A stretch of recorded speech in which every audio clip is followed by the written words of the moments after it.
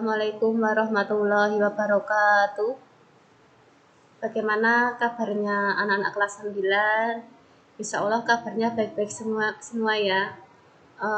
Semenjak ada COVID-19, anak-anak pembelajarannya hanya lewat daring dan belum bisa masuk sekolah.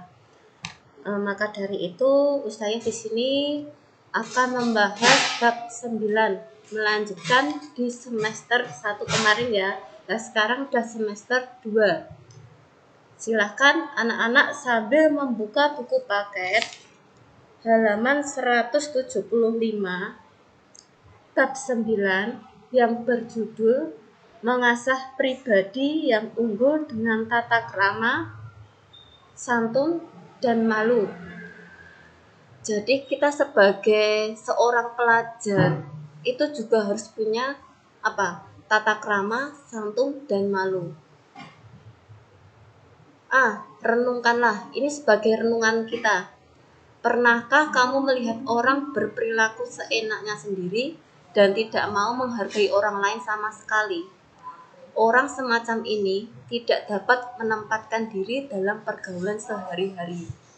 Contohnya, anak muda harus bertata krama dengan menjaga ucapan yang santun kepada yang lebih tua. Jadi kita sebagai anak muda, sebagai pelajar yang terdidik, harus bisa menjaga ucapan yang santun, yang baik, yang enak didengarkan. Apalagi yang lebih tua ya, kita harus menggunakan nada yang rendah.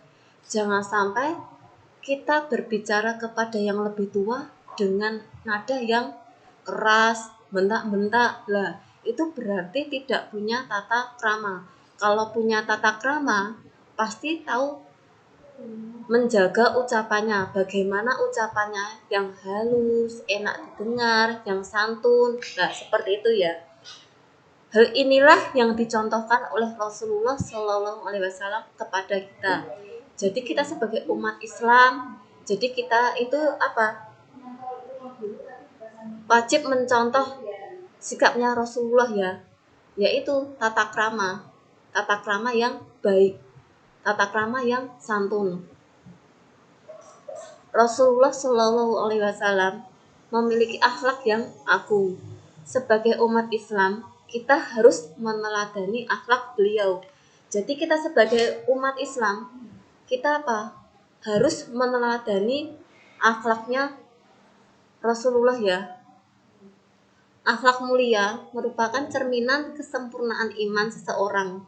Makin sempurna iman seseorang, akhlaknya akan makin baik pula. Jadi akhlaknya seseorang itu bisa dilihat dari kesempurnaan imannya. Kalau imannya semakin sempurna, akhlaknya juga akan makin sempurna. Pernahkah kita lihat lingkungan sekitar banyak orang berperilaku buruk dalam kehidupannya? Mereka melakukan dosa dan maksiat tanpa rasa malu. Di luar jamaah sana banyak sekali melakukan dosa itu tanpa rasa malu. Ya itu karena dia tidak punya rasa malu. Misalkan kalau di jalan-jalan itu ciuman, berpelukan, lah itu di jalan umum tanpa punya rasa malu. Terus selanjutnya, lalu apakah mereka akan hidup bahagia? Jawabannya tentu tidak. Apalagi kalau seseorang yang punya agama ya, kalau melakukan dosa di depan orang banyak, itu pasti akan malu. Saya ulang lagi. Lalu apakah mereka akan hidup bahagia? Jawabannya tentu tidak. Justru sebaliknya, pikiran mereka resah, hatinya gelisah, hidupnya sengsara baik di dunia maupun di akhirat kelak. Kebahagiaan dan ketentraman akan mudah diraih dengan berakhlak mulia kepada siapapun. Contoh, jujur, santun, dan malu berarti telah mengasah diri sebagai pribadi yang unggul. Jadi kita harus punya apa ya? Punya rasa yang jujur kepada siapa saja. Kalau kita memang melakukan suatu kesalahan, ditanya, yaitu harus jujur, jangan sebaliknya. Santun, ya kita harus punya sopan santun. Misalkan berjalan lah di samping kita itu ada yang lebih tua, lah kita bisa apa? Merundukkan, bisa bilang amit sewu, seperti itu ya. Dan malu berarti telah mengasah diri sebagai pribadi yang unggul. A. Tata krama dalam berkomunikasi lisan. Jadi berkomunikasi lisan itu juga ada tata kramanya. 1. Berbahasa yang baik dan sopan. Kalau kita tidak bisa menggunakan bahasa Jawa yang halus, bisa menggunakan bahasa Indonesia yang baik dan sopan. Sopan di sini apa? Ya sopan, jangan sampai ngajak bicara kayak mau mengajak apa? Bertengkar lah. Silakan. Anak-anak kalau mau ngajak bicara kepada ustadz dan ustazahnya, kepada temannya, itu juga harus apa? Mempunyai sopan santun, nggak asal berbicara, tapi apa? Berbicaranya itu tidak tertata yang baik.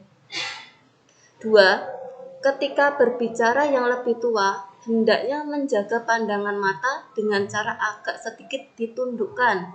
Jadi, kalau anak-anak sedang berbicara yang lebih tua, pandangannya agak ditundukkan. Terus merendahkan volume suara dari lisan kita. Jangan sampai kita mengajak yang lebih tua, lisannya suaranya itu dikerasin. Seharusnya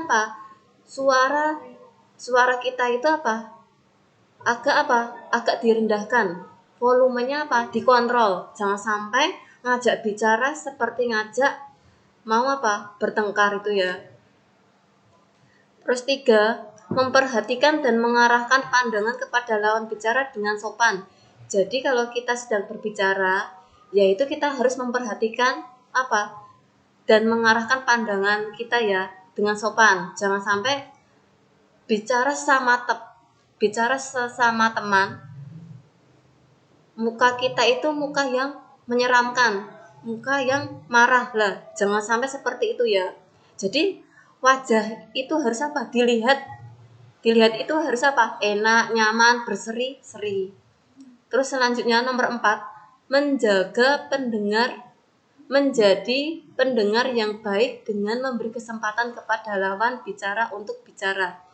Jadi ketika ada teman kita mengajak bicara, ya kita menjadi pendengar yang baik ya. Jangan sampai kita, misalkan teman kita sedang ngajak curhat, ya kita menjadi pendengar yang baik. Jangan sampai diajak bicara sama teman itu padahal sedang curhat, itu malah cuek, nggak gagas, acuh tak acuh lah, seperti itu ya. Jangan sampai ya.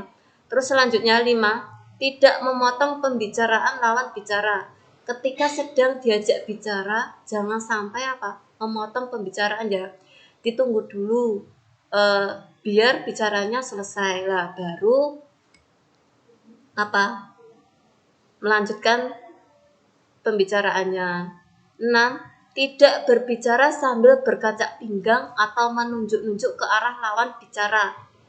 Teman kita sedang mengajak ngobrol, sedang ngajak bicara, ya kita jangan berkaca pinggang, jangan menantang, terus jangan menunjuk-nunjuk ke arah lawan bicara, itu nggak baik ya. Terus 7, ketika dalam posisi bertiga, tidak berbicara dengan bahasa yang tidak dimengerti oleh salah satu orang dari mereka. Jadi kalau yang berbicara itu ada tiga teman kamu. Lah, yang 2 itu ngajak bicaranya dengan kode-kode. Lah, yang satunya itu tidak tahu. Lah, itu nggak boleh ya. Kalau emang ngajak bicara, ya teman yang satu dan satunya ya biar apa? Biar tahu. Jadi tidak saling apa? Bisik-bisikan. Terus selanjutnya tidak boleh berbisik-bisik berdua tanpa memperdulikan teman yang lain. Nah, ini usai yang tadi bicarakan. Jadi kalau ngajak ngobrol dua teman itu nggak boleh apa?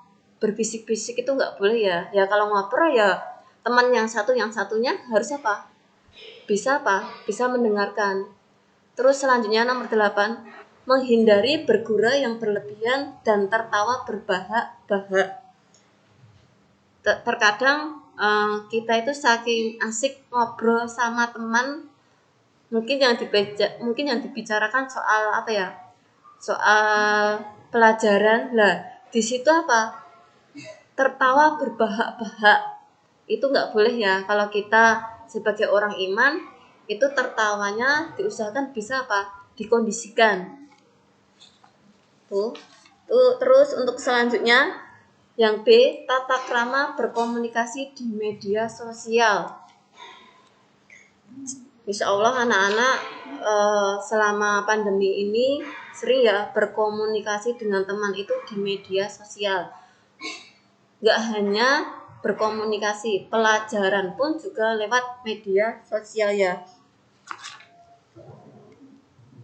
Berkomunikasi di dunia nyata, berkomunikasi di dunia maya pun harus mengedepankan sopan santun dan tata krama. Jadi kita kalau berkomunikasi entah langsung, entah lewat HP, itu juga harus mempunyai sopan santun dan tata krama, nggak asal bicara. Nah, bicaranya itu harus apa? Mempunyai apa? Tata krama, mempunyai sopan santun. Seperti itu ya. Pilihlah kata-kata dan kalimat yang baik ketika menggunakan media sosial. Ketika memasang status atau mengunggah gambar atau sejenisnya, pilihlah gambar yang baik dan tidak menyinggung perasaan orang lain. Apalagi sekarang ya, yang dunia maya itu banyak ya, seperti WA, Instagram, Telegram, Facebook. Lah, ketika mengunggah gambar atau membuat status, itu apa? Pilihlah gambar yang baik atau kata-kata yang baik dan tidak boleh menyinggung perasaan orang lain. Silakan anak-anak ketika membuat status atau mengunggah gambar, silahkan di situ apa? Harus mempunyai sopan santun dan tata krama. Itu kuncinya. Selanjutnya, C. Tata krama dalam bersikap. Tata krama dalam bersikap juga sangat penting untuk diterapkan dalam kehidupan sehari-hari. Jadi kita apa? Dalam kehidupan sehari-hari itu juga punya tata kramanya ya. 1. Jangan silangkan kaki dan tangan. Itu ketika apa?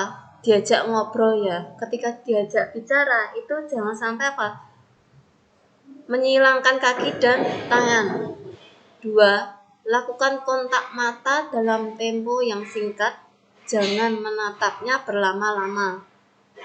Jadi kalau kita bicara sama teman atau ustadz dan ustazah atau orang tua kita, lah silahkan lakukan kontak mata dalam tempo yang singkat dan jangan menatapnya berlama-lama. 3. Buatlah jarak antara kedua kaki agar menunjukkan bahwa kita tidak dalam kondisi tegang. Jadi apa? Rileks ya, jangan tegang. 4. Posisikan bahu dalam keadaan santai, bahunya. Nah, ketika diajak ngobrol, bahunya itu dalam keadaan santai. Jangan sampai bahunya seperti bahu yang mau ngajak bertengkar. 5. Mengangguk kecil ketika lawan bicara sedang berbicara. Jadi kalau kita sedang ditanyain teman, ya kita jawab iya atau mengangguk kecil ketika apa? Diajak bicara. 6. Tampakkan muka berseri tersenyum atau tertawa pada situasi dan kondisi yang tepat. Misalkan diajak teman curhat yang sedih, ya kita harus muka yang sedih. Jangan sampai diajak muka yang diajak curhat sama teman mukanya seperti itu, marah-marah lah. Itu ya jangan sampai ya, dengan muka berseri, tersenyum. Nah, itu teman yang ngajak bicara itu juga enak. Apalagi kalau diajak ngobrol sama ustadz dan ustazahnya. Mungkin di situ ustazahnya menanyakan suatu hal, contohnya si Revan sudah mengerjakan PR. Lah, itu dijawab harus dijawabnya harus harus berseri. Jangan sampai jawabnya seperti membentak-bentak lah, dengan wajah yang marah lah. Jawabnya tersenyum berseri gitu ya. Terus untuk selanjutnya D, tata krama dalam berpakaian. Jadi berpakaian itu juga ada tata kramanya ya. Apalagi kita sebagai orang muslimin. Fungsi berpakaian adalah untuk menutupi aurat dan memperindah jasmani manusia. Allah berfirman dalam Al-Quran surat Al-A'raf nomor surat 7 ayat 27. Nah, ayat 26. Silahkan anak-anak bisa membuka Al-Qur'annya. Di situ menjelaskan ya, aurat merupakan bagian tubuh yang harus tertutup sehingga terjaga dari pandangan orang lain. Jadi kita sebagai orang muslim ya, kita menjaga aurat kita ya. Yang wanita memakai hijab itu ya, kalau laki-laki kan tidak memakai. Serta terjaga dari gangguan yang tidak diinginkan karena dipicu oleh pandangan. Kalau di luar sana itu yang tidak agamanya non muslim itu pakaiannya tidak tertutup ya. Nah, itu bisa terjadi hal-hal yang tidak diinginkan. Kalau kita memang seorang muslim ya, kita harus berpakaiannya sesuai dengan ajaran agama Islam. Sebagai orang muslim, kita tentu harus berpakaian sesuai dengan ketentuan dalam ajaran Islam, yaitu kita memakai pakaiannya harus sesuai dengan ajaran Islam ya. Jangan sampai kita seorang wanita berpakaiannya seperti anak laki-laki lah, itu tidak boleh ya. Ya kita kalau berpakaian ya syar'i, menutup aurat. Berpakaian dan berhias merupakan keindahan tersendiri bagi manusia. Kalau kita memakai pakaian ya dan berhias, maksudnya berhias di sini ya mungkin jilbabnya dihiasi pakai bros. Nah, itu mempunyai suatu keindahan tersendiri ya. Allah Subhanahu wa taala juga menyukai keindahan dan keserasian. Nah, di sini Allah juga menyukai keindahan dan keserasian. Misalnya keserasian, kita bisa menserasikan antara jilbab dan gamis lah. Itu diserasikan dengan warna jilbabnya. Terus yang laki-laki lah, di situ bisa menserasikan antara baju dan celananya. Bagaimana sih memakai baju yang sopan sesuai dengan ajaran Islam? Lah, insya Allah anak-anak sudah tahu ya, berpakaian yang syar'i bagaimana, yang tidak syar'i itu bagaimana. Lah, apalagi yang tidak syar'i itu jangan sampai ya kita sebagai orang muslim berpakaiannya tidak syar'i.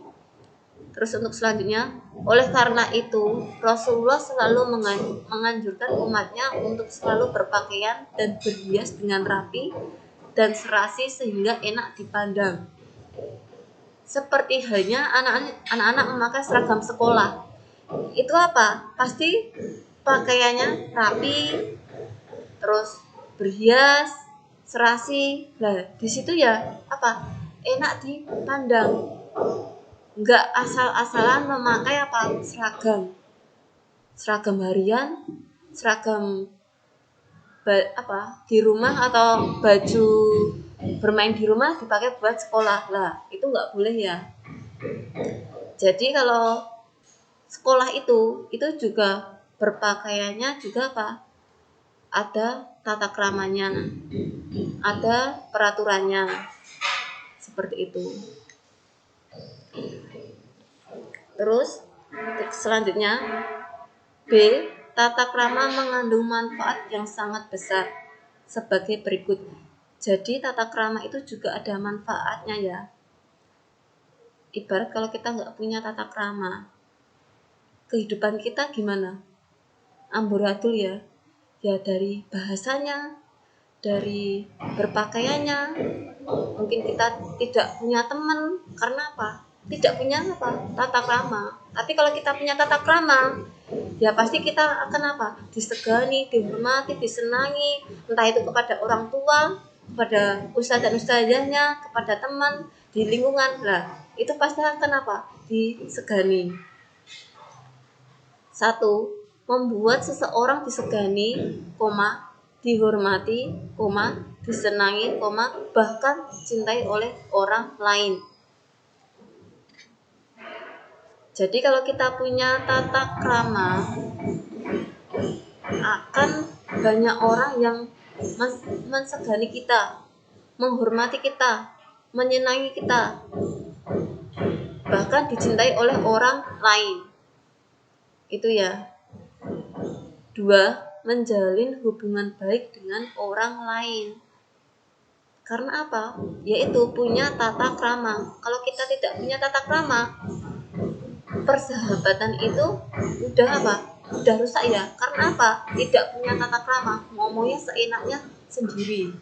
3. Menciptakan suasana yang nyaman dalam berbagai situasi, baik itu lingkungan keluarga, pergaulan, maupun tempat di mana Anda belajar atau bekerja. Jadi kalau kita punya tata krama itu nyaman ya. 4. Dapat meningkatkan karir seseorang. Karena tata kramanya baik di dalam kelas, ada yang di situ mendapat amanah menjadi ketua kelas, bendahara, sekretaris, dan lain-lain. Itu ya, itu pelajaran hari ini. Misalkan anak-anak belum paham, bisa tanya ke ustazah, bisa lewat WA. Kalau nggak punya nomor WA-nya, silahkan catat nomor ustazah 085 877 652 616. Nah, itu ya.